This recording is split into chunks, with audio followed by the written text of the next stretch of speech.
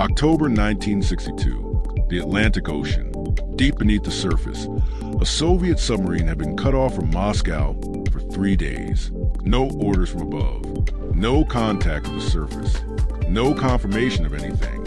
Commander Alexei Dubivko was convinced the war had started, and he had a nuclear torpedo ready to fire.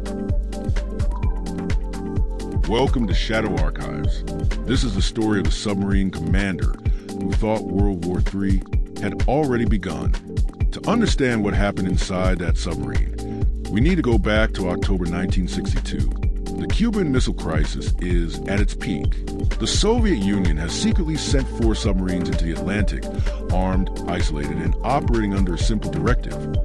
If attacked, retaliate. Each submarine had lost contact with Moscow. They had no way of knowing if negotiations had succeeded, or if war had already been declared. One of those 4 submarines was a B-36. Commanded by Captain Alexei Dubivko, it had been submerged for nearly 3 days somewhere in the Atlantic. Dubivko was not a reckless man. He was experienced, disciplined, respected. But experience cannot prepare you for complete isolation in a moment of global crisis. Inside the B-36, the temperature had risen above 45 degrees Celsius. The air was thin. The crew was exhausted. The batteries were nearly dead. Within hours, the submarine would be unable to maintain depth. Then it happened. American destroyers had located the B-36 and began dropping practice depth charges. Not designed to destroy, but to signal the submarine to surface. But inside the B-36, the explosions felt like an attack. Dubivko had no way of knowing they were practice signals. He made a decision. Dubivko concluded that the explosions meant one thing. The Americans had started the war, and Moscow had not been able to warn him. The nuclear torpedo was armed, and Dubivko was ready to use it. But the decision was not his alone to make. By Soviet protocol, launching a nuclear weapon required agreement from 3 officers: the commander, the political officer, and the executive officer. Dubivko voted yes. The political officer voted yes. The executive officer, Vasily Ioroshenko, voted no. Ioroshenko's argument was simple. We cannot be certain.